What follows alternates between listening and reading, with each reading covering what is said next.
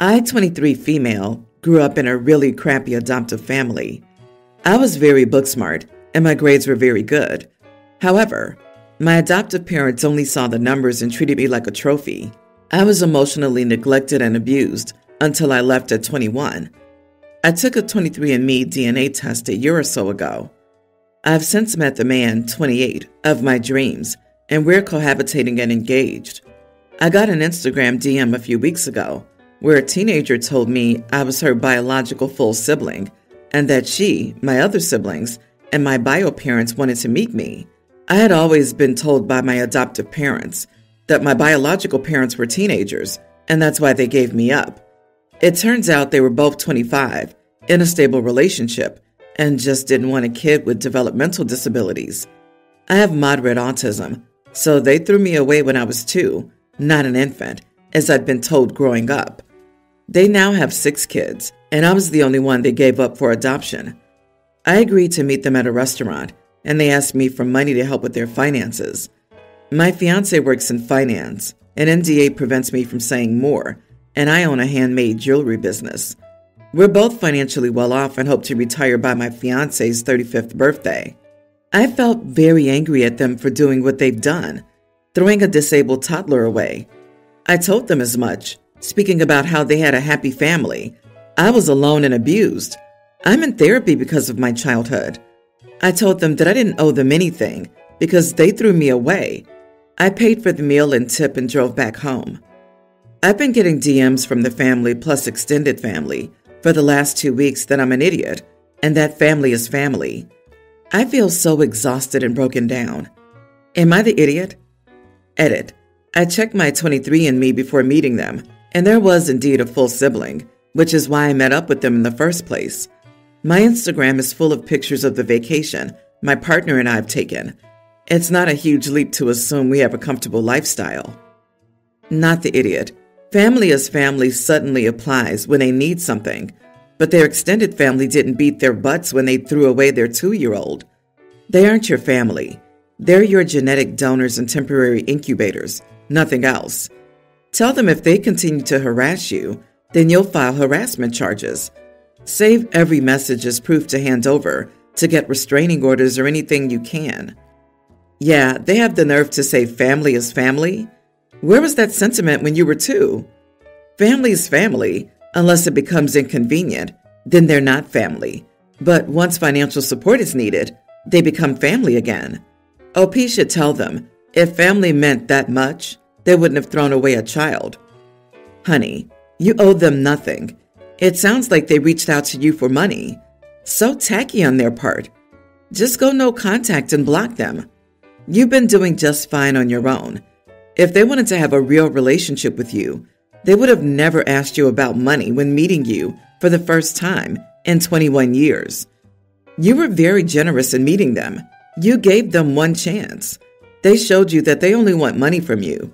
Block them all and live your best life. You deserve all the happiness you can get.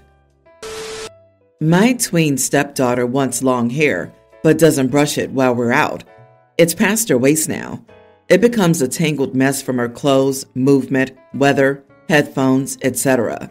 She'll brush it in the morning at home, but won't do it again later in the day or allow us to do it. I hope you believe me that it looks awful, like she hasn't brushed it in days. I don't see other kids with long hair look like this.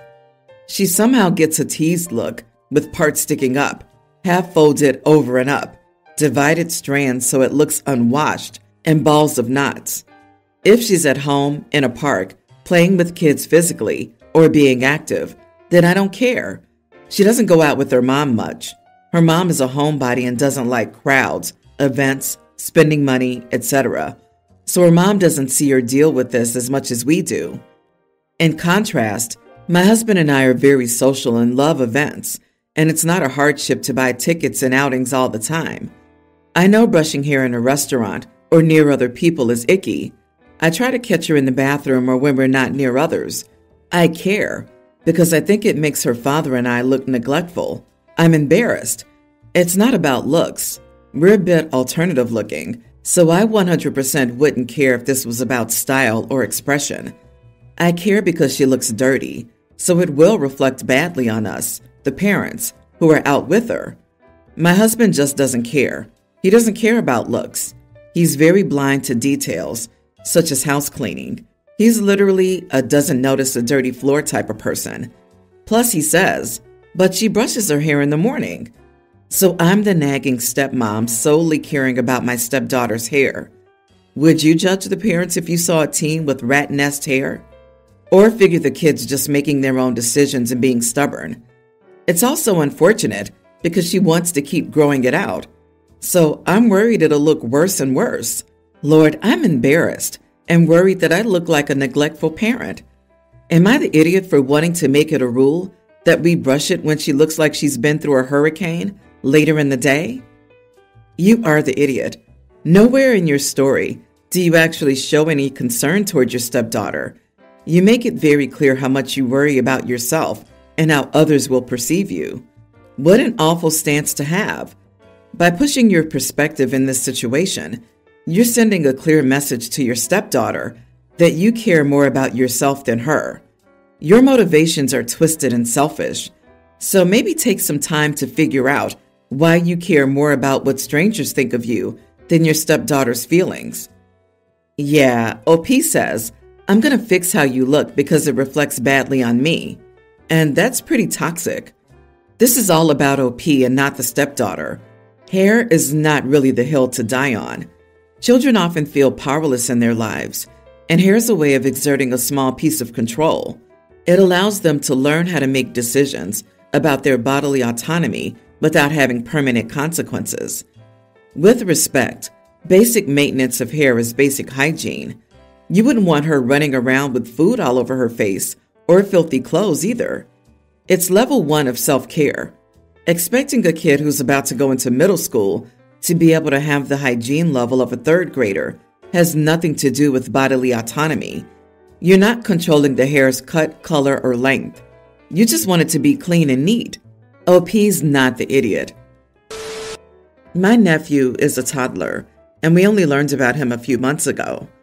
Obviously, the last few months have been rough on all of us, but especially my brother, who I think was in shock and denial for the longest time.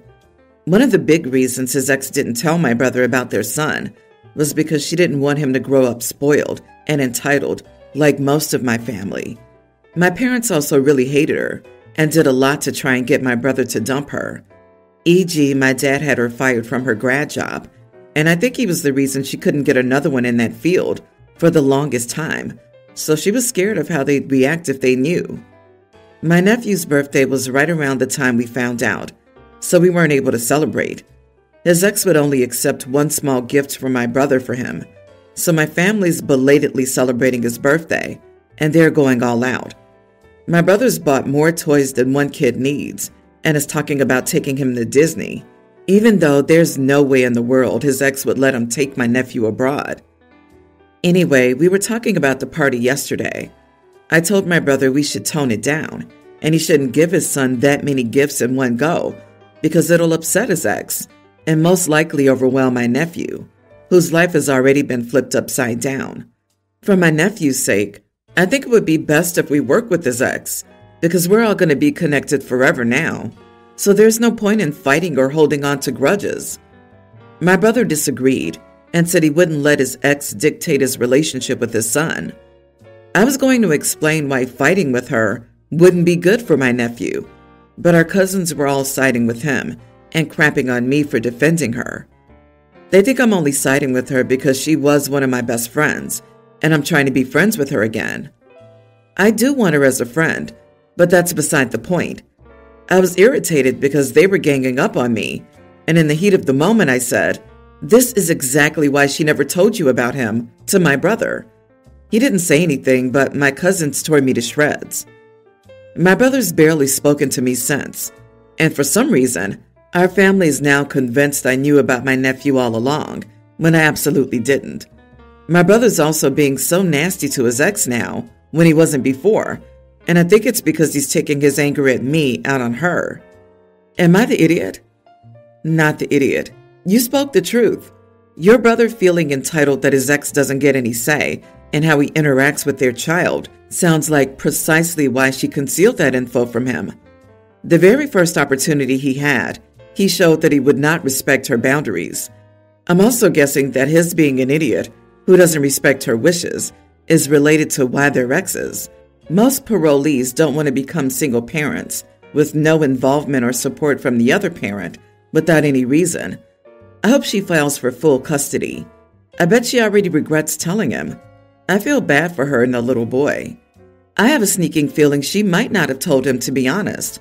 Either it got out accidentally through flying monkeys, or it was something like OP's brother was stalking her account and saw one of her posts.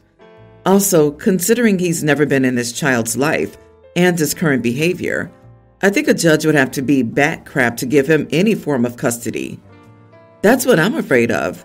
They might encourage OP's brother to go for custody of their child and use their affluence to sway the court's decision in their favor. They have all the power. They ruined her career, permanently. The brother admits he was the right idiot to her when they broke up, after making sure she was financially dependent upon him. And most of all, it's a boy. A son. Of course he'll try to take the child, and he's starting by trying to buy the kid's heart. That poor woman, she's doomed. Mini update. A friend of hers told my brother about the child. I don't think she knows, but that's how we found out.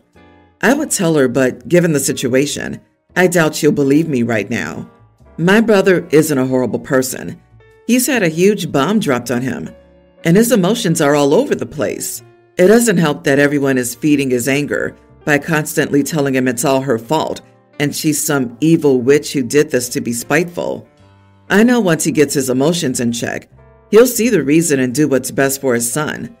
He actually blamed himself when he first found out, because he was an idiot, his words, to her when he broke up with her. So part of him knows this isn't all of her fault.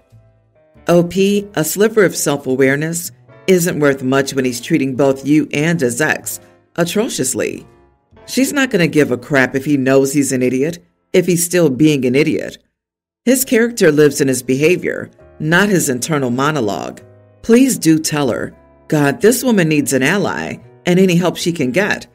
Your family sounds horrendous and toxic. To make a long story short, my 44 female, father 73, passed away earlier this year. He had only 2 daughters, my sister and me. My sister has 3 daughters, and I have only 1 son, teen, until my youngest, young grammar school age, was born. My father's will specified that he wanted his male grandson to have his gold pocket watch, a vintage Patek Philippe worth a fortune. However, he made this will years ago, before I had my second job, so of course he had 2 grandsons when he died. I got the watch on my eldest son's behalf, and as I handed it to him, I proposed we find a solution to include my youngest as well. Maybe the watch can belong to both of them. Perhaps we could sell it and split the money into their college funds.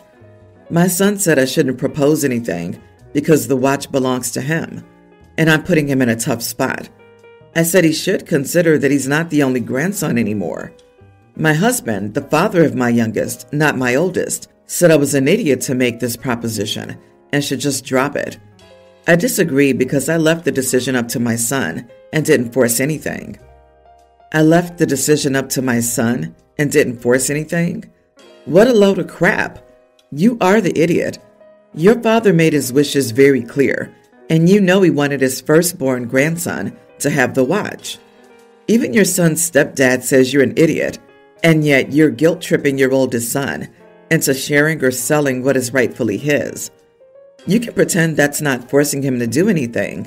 Still, you'd be delusional, because that's a lot of pressure on your son to do the right thing by your definition versus honoring his grandfather's wishes by everyone else's definition.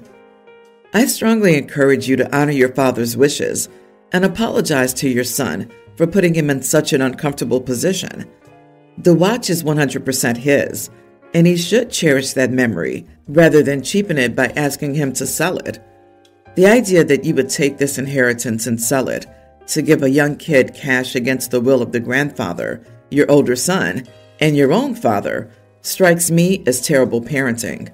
It's also clear that the only thing that matters to you here is the financial value of the watch. What is it with all these people trying to steal their child's inheritance to make it fair to someone not in the will? The only fair thing to do is honor the bequest of the will. Another parent will gladly sacrifice the child of their prior marriage to kiss the butt of the new golden child. How do you tell your older son that he's been replaced with a shiny new upgrade? What else have you stolen from your old, used, and expired child? It's bonkers that your husband gets it and you don't. That's not your inheritance, and you don't get to say anything about it. This is about my son Ryan. When Ryan was a senior in college, he told me one of his one-night stands told him she was pregnant. I told him he should get a DNA test to be sure that he's the father. So he did that, and when the results came back, he started to date her since he was the father. The woman, Shelley, has never liked me. The first time I met her, she commented that I must think so little of her to convince Ryan to get a DNA test. The relationship started on a horrible note. Shelley integrated into the family, but our relationship didn't warm up. Overall, I just avoided her for the most part. I was civil at events, but we were not buddies. They got engaged about 2 years ago. Around last Halloween, Shelley was telling the family I was saying horrible things about her. I wasn't. It was my word against hers, and my son gave me an ultimatum. I apologize or I won't be invited to the wedding. I refused to apologize for something I didn't do, so I was uninvited to their wedding. At Christmas, she told the family that if I was invited for the holidays, then they would not come. There was a big drama, and the family split the festivities into 2 days. My sister and her husband have been on my side for all of this. The wedding's in 2 weeks. I received a call from Ryan last night. It boiled down to Shelley admitted to lying to him. She saw how sad he was that I wouldn't be at the wedding and told him the truth.